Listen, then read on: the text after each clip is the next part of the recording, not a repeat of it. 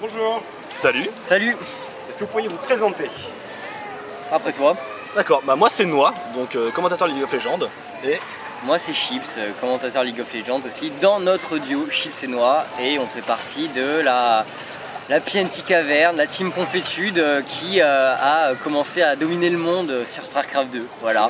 Et donc vous faites comme eux, faites du commentaire mais de notre jeu. c'est ça, c'est le même principe, pareil, on prend une partie, on la commente en différé et on la publie sur YouTube. Voilà, les jeux sont totalement différents, mais on est là pour apporter notre touche, on va dire, d'humour, de technique, et puis pour faire vivre le replay aux gens, parce que c'est le plus important. Je veux dire, des images sans son, ça parle pas trop, donc voilà, on est là pour faire vivre le replay aux gens et pour qu'ils l'apprécient vraiment.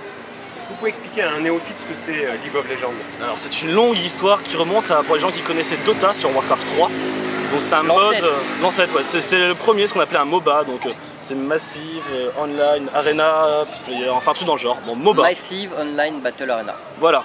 Et c'était créé par des néophytes, enfin par des gens qui ont créé un scénario sur Warcraft comme c'était possible.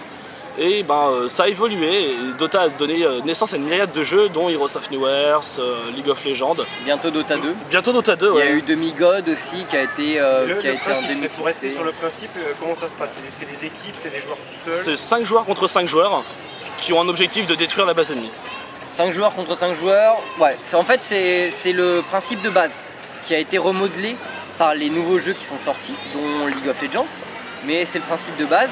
Et ouais, il faut tout simplement détruire la base adverse. Il y a un bâtiment principal dans la base adverse, il y a 3 lignes sur lesquelles évoluent des unités, il y a des chemins pour rejoindre ces lignes, et tout simplement il faut détruire la base adverse. Voilà. Donc le joueur joue un personnage, commande une... Non c'est ça, c'est pas la différence d'un jeu stratégique comme StarCraft. C'est on joue un personnage. Ouais, une seule unité qui a, on va dire, quelques sorts, on va dire, et 5-6 sorts en général à son actif, 5-6 capacités qu'il peut utiliser. C'est ça. Voilà. Et qui est à côté de ça à gérer ses points de vie, ses points de mana qui lui servent à dépenser ses compétences, qui achète des objets à une boutique et donc qui ainsi fait progresser son personnage. Et sur la carte, il y a différents objectifs, des monstres et tout à tuer qui permettent d'éventuellement prendre l'avantage sur l'équipe adverse et qui permettent d'arriver au but final qui est de détruire la base adverse. Alors ça paraît compliqué, est-ce que ça l'est vraiment? C'est peut-être un peu, sinon c'est très différent des autres jeux, donc parfois ça peut paraître compliqué à prendre en main. Je pense qu'il faut un petit temps d'adaptation, mais bon, au bout d'un moment ça passe. Mais c'est vrai que c'est très différent d'un jeu stratégie, d'un FPS, donc il y a beaucoup de capacités d'objets qui s'apprennent au fur et à mesure du temps. En fait, c'est pas que c'est dur, c'est que ça prend du temps, je pense. Ouais, disons que... Voilà, alors, la plupart des joueurs d'autres types de jeux vidéo, quand ils arrivent devant le jeu, ils disent on comprend rien. Et c'est vrai que franchement ça sort vachement des autres catégories qu'avant parce que c'est tout nouveau en fait. Enfin c'est tout nouveau. Disons qu'avant il y avait Dota, comme on le disait, et qui était assez populaire. Et League of Legends qui a vraiment complètement vulgarisé le genre. Et au final, voilà, c'est un nouveau vocabulaire à apprendre, c'est un nouveau type de jeu. Et il faut passer du temps. Faut pratiquer, voilà, et le truc c'est vraiment, dans ce genre de jeu, on commence à être à l'aise quand on connaît tous les éléments, c'est-à-dire par exemple tous les pouvoirs des personnages et tout. C'est à partir de ce moment-là qu'on arrive et qu'on se dit vas-y, je commence cette partie et je sais ce que je vais faire, je sais ce que je peux faire, et je comprends le jeu. Ouais, voilà, en fait, disons qu'il y a des mécanismes de base qui reviennent dans tous les MOBA, donc la façon de se déplacer, d'attaquer, c'est commun, il y a vraiment les mécanismes de base, mais après chaque jeu a ses particularités qui font que ça demande un temps d'apprentissage. Voilà. Après, il paraît qu'il y en a certains dans le genre qui sont plus durs. Il y a des gens qui disent que Dota par exemple ou Heroes of New Earth sont plus compliqués. Nous on joue à LoL et il paraît que League of Legends est plus simple. D'une part, en partie c'est vrai, en partie c'est faux. On va dire ça dépend, mais disons qu'il est assez simple d'accès à la base et que c'est ça qui plaît aux gens aussi. D'accord, parce que c'est un jeu qui est en train de connaître un vrai engouement au niveau mondial en fait. Bah ouais, c'est assez monstrueux honnêtement. Alors Riot, la société qui gère le jeu, a été rachetée par une énorme société chinoise qui s'appelle Tencent, qui s'occupe de trucs en ligne au niveau des logiciels et qui touche 675 millions de Chinois quand même. Donc c'est une sacrée entreprise, c'est la 3e valorisation boursière au monde. Donc ils ont senti le potentiel dans ce jeu et voilà, Et il y a à peu près 14 millions de joueurs actifs recensés. Ah, t'es documenté toi. Ouais. Je me documente. Je me demandais d'où ils sortent ça. Voilà. D'accord. On m'appelle Chips la science. Enchanté. Enchanté. Et donc qu'est-ce qui fait le succès alors du jeu? Parce qu'au-delà d'être derrière une multinationale chinoise, qu'est-ce qui fait le succès d'après vous? C'est gratos. Enfin, League of Legends est gratuit. Heroes of New Earth au début était payant, mais ils ont vu que le modèle marchait pas trop, donc ils l'ont passé en free-to-play, donc gratuit. Donc c'est un système où le jeu est gratuit à la base, mais on peut acquérir certains avantages en rentrant des sommes d'argent. Et c'est le cas de LoL. C'est le cas de LoL, voilà. Et est-ce que ça a un impact sur les performances ou sur le gameplay ou est-ce qu'aujourd'hui je peux me contenter de jouer gratuitement? Personnellement, oui. oui, tu peux parfaitement jouer gratuitement. Par exemple, ce que tu peux acheter, c'est des sortes de goodies. Par exemple, si tu as un personnage qui te plaît particulièrement, tu peux acheter un skin. Donc un habillage différent parce que tu aimes particulièrement ce personnage et tu as envie de te démarquer de la masse des gens et parce que tu aimes bien ce skin, etc. C'est le genre de choses que tu peux acheter. Voilà, c'est stylé mais inutile. Voilà. Et sinon, oui, tu peux parfaitement évoluer gratuitement et tu es au même niveau que les autres joueurs, honnêtement. Voilà, tu as accès aux mêmes choses. Enfin, les choses qui sont payantes ne donnent pas un avantage en jeu. On ne peut pas accéder à un contenu en payant auquel on ne pourrait pas accéder en ne payant pas. C'est-à-dire qu'au bout d'un certain temps de jeu, tout le monde va se rejoindre. Toutes les équipes professionnelles ont débloqué tout le contenu du jeu. Après, évidemment, bon, si tu paies, tu auras certains trucs plus vite.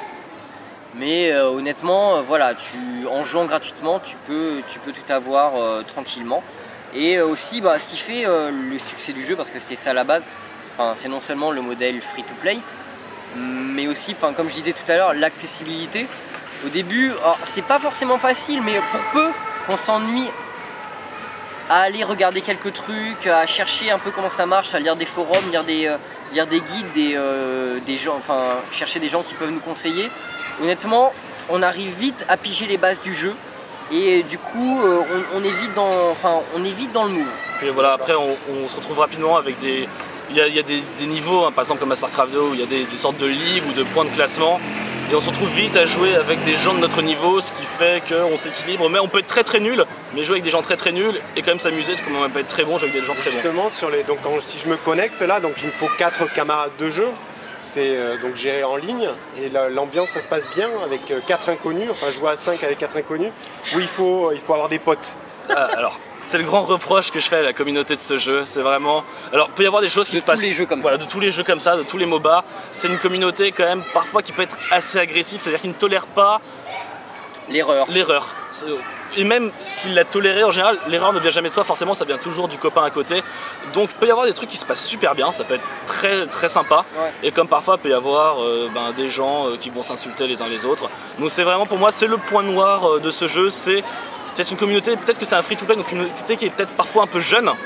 Et donc dont les esprits s'échauffent rapidement. Donc on peut jouer avec des amis, ça c'est plus contraignant parce qu'il faut avoir 4 amis qui jouent, qui se connectent en même temps. On peut jouer avec des inconnus, après c'est le tout ou rien. Voilà. Non mais voilà, vraiment comme a dit Noah, il y a des parties qui se passent super bien. Il y en a d'autres où on tombe avec des gros lourds, mais je veux dire c'est un peu inhérent aux jeux vidéo ça de toute façon. T'as un écran devant toi, t'as un clavier, la personne en face, tu l'as pas en visuel, donc forcément t'es pas content, tu t'es fait mal aujourd'hui, t'es malade, tu lâches ta rage sur le truc, voilà ça arrive. Combien de temps ça dure une partie en moyenne? Parce que les premières vidéos postées sur votre chaîne étaient assez longues. C'est entre 20 minutes et 1 heure je dirais. Plus, la moyenne de temps doit être 30-35 minutes. 35-40 minutes je pense que tu as la moyenne vraiment des parties. Voilà. Et vous êtes bon à League of Legends? On se débrouille, on n'est pas des oufs. On n'est pas des bouses. On a une certaine expérience qui vient du fait déjà qu'on jouait aux jeux précurseurs du genre, donc Dota. On connaît les mécanismes, on a nos persos préférés, on a un cerveau, bon je pense qu'on se débrouille. Ça ne nous empêche pas de nous faire insulter de temps en temps. Je pense qu'on se débrouille pas trop mal, mais après voilà, tu as des parties où tu es excellent, tu as des parties où tu es très mauvais. Et entre deux, tu fais ton taf, et voilà. Et vous jouez à autre chose ou vous êtes full time sur LoL? Je jouais à StarCraft 2 avant, mais j'avoue que j'ai un peu lâché pour League of Legends. Tout simplement pour quand on commente, il faut se tenir au courant de tout, etc. Donc j'avoue passer énormément de temps sur League of Legends. En fait, je me connais sur StarCraft 2 quand League of Legends crash. Donc bon. Ben, moi ouais, quasiment qu'à ça. On joue à Left 4 Dead 2 qu'on s'est acheté il y a pas longtemps, on se marre beaucoup aussi. Ouais, voilà. Quelques FPS comme ça de temps en temps. Voilà. Moi j'ai déjà testé les concurrents. D'accord, et t'es revenu à LoL? Ben voilà, ça change de temps en temps, mais je préfère largement League of Legends. Même si en fait, comment dire, c'est le même genre de jeu, mais le gameplay est tellement différent qu'au final, t'as l'impression de jouer à un autre jeu. C'est rafraîchissant parfois, ça change un peu, mais c'est vraiment de temps en temps disons comme ça quoi. Le grand désavantage du concurrent principal du League of Legends qui est Heroes of New Earth, c'est qu'ils ont repris énormément de choses de Dota. Donc il y a une continuité, il y a des graphismes à jour, c'est beau, etc. Mais il n'y a pas de nouveauté. Et c'est ça qui nous attire sur League of Legends, c'est finalement quand on s'est lassé de Dota, découvrir un nouveau jeu, passer à autre chose. Ouais, bah disons que... Et là, justement sur l'évolution de League of Legends, est-ce qu'il y a des choses de prévues? Parce qu'il me semble qu'il y a Dota 2 qui doit sortir, enfin donc il va y avoir de la baston ou pas vraiment? En fait, Dota 2 reprend exactement, mais vraiment exactement au caillou près sur la carte. Et j'ai regardé, j'ai regardé les cailloux. Au caillou près, ça reprend exactement Dota. Donc je pense pas que League of Legends, qui est vraiment différent, soit menacé. Et du côté de l'évolution de League of Legends, ils ont essayé ils vont diversifier, ils ont prévu une sorte de nouvelle façon de jouer, enfin une nouvelle arène en quelque sorte, qui va jouer non pas sur la destruction d'un objectif, mais sur la prise et la tenue de point de contrôle. Donc à voir ce que ça va donner. Ils vont mettre un petit bout de temps, je pense, à l'équilibrer et à peaufiner leur machin. Mais ça peut être sympa. Mais sinon, Dota 2, pour avoir vu ce que ça donnait, j'ai regardé les streams sur des IEM de Cologne, ça m'a pas donné envie. Moi, je vais donner mon avis aussi sur la question. Disons que, ouais, pareil, pour ce qui est de Dota 2, ça reprend assez fidèlement, même totalement fidèlement, j'ai envie de dire, le premier opus. Avec des fonctionnalités à côté qui manquaient parce que le moteur de Warcraft 3 ne permettait pas ça. Voilà, disons que là c'est vraiment très fidèle, Dota 2. Heroes of New Earth, il y a des changements. Pour y avoir un peu joué, j'ai pu percevoir ces changements, même si ça reste très fidèlement, enfin c'est assez fidèle quand même à Dota le premier, il y a quelques changements. LoL est vraiment complètement différent et c'est ça que j'adore dans ce jeu, c'est que j'ai découvert de nouvelles choses, qu'il y a des mécanismes qui sont vraiment propres au truc. Et ouais, pour l'évolution, je pense que Noah a tout dit, ils essaient vraiment en fait de créer un genre à part avec cette nouvelle carte qui bouleverse le genre. Pour moi, c'est vraiment, ce ne sera plus, il n'y a plus 3 lanes et détruire la base adverse. C'est une autre façon de gagner une partie, totalement différente, et ça va pour moi ça va révolutionner le genre. Pardon. Pour parler un peu des castes, comment ça se prépare une session de cast? Alors, je vais donner ma version de la chose. Vas-y, hein. Vous êtes une équipe, hein? Ouais. Ah oui, non, mais... Alors, on s'est réparti les rôles, et le rôle de Chiefs est de chercher un peu la matière première, de chercher les replays. Donc c'est de contacter, vu qu'il n'y a pas encore de mode de replay du jeu sur League of Legends, c'est des amateurs qui ont développé leur propre mode pour pallier à ce manque, ce qui est très dommage. Il faut aller chercher les replays directement chez les joueurs pro. Donc il faut aller contacter les joueurs pro, leur dire ouais t'as joué cette partie, ça te tenterait pas, tu m'envoies le replay. Et en général ça se passe que j'ai dit à Chiefs, hey, vendredi on enregistre mec. Tu me trouves 3 replays? Il me le dit jeudi soir à 22h quoi. Parfois. Non mais donc c'est compliqué le rapport avec les joueurs pro comme ça, enfin hormis ces histoires là, mais c'est compliqué, ils sont plutôt prêts à fournir des replays? En toute honnêteté, alors, pour avoir un contact avec une grosse partie d'entre eux, la plupart des grosses teams sont dans ma friend list, machin. Franchement, voilà, évidemment c'est des êtres humains après, donc il y a de tout. Mais la plupart sont vraiment prêts à donner des replays parce que pour eux c'est une exposition, et pour moi ils peuvent pas l'avoir ailleurs que dans ce genre de cas. Je veux dire, il y en a qui font du stream, mais voilà, un stream c'est suivi par 5-10 000 personnes peut-être. Un replay chez nous à l'heure actuelle, regarde, ça a 50 000 vues voire plus. Donc c'est une exposition qui est vraiment non négligeable, et sachant qu'en plus la population qui va regarder les streams est plutôt réduite. Nous on donne la possibilité à des gens de les voir en différé. Et cette exposition-là, je pense qu'ils peuvent l'avoir nulle part ailleurs que via des commentateurs. Donc oui, ils sont plutôt disponibles pour les donner. De plus en plus, il y en a qui viennent me dire « Tiens, Chiefs, regarde, j'ai ça, ben, je te le donne. Cette partie était sympa. » Il y a aussi des fois où je vais tout simplement demander, c'est le cas le plus souvent. Mais ils sont plutôt disponibles. Je pense notamment à Kuja, le capitaine des Millennium, qui est ouvert. Qui discute souvent avec moi quand je vais lui demander les choses, qui me raconte un peu ce qui se passe dans sa team, les tournois à venir, etc. Enfin bref. Ça se passe bien. Non, ça va, ça va. Et justement, tu parlais des streams, c'est quelque chose que vous aimeriez faire ou des streams online ou même du live? Alors, ça dépend, enfin du stream régulièrement. Exceptionnellement, pour moi. Voilà, du stream régulier, ça ne nous intéresse pas trop, il y a des gens qui le font, ils le font très bien. Des streams pour des tournois, des événements particuliers, ça oui, on envisage de le faire. On va sûrement, je pense, le faire dans les prochains mois, il n'y a pas de souci. Mais enfin, moi, voilà ce que je reproche au stream. Bon, déjà, on n'a pas une. Enfin, on est plus rodé dans le commentaire de replay, donc l'organisation n'est pas la même. Mais moi, ce que je reproche au stream, c'est finalement la qualité graphique de la vidéo, qui fait que, vu que c'est sur internet, pour pas qu'il y ait de lag, il faut réduire les graphismes, c'est moins beau, c'est moins fluide. Et disons qu'il peut y avoir tout. L'avantage du replay, c'est de prendre le meilleur, ce qui nous a vraiment plu, et de le commenter.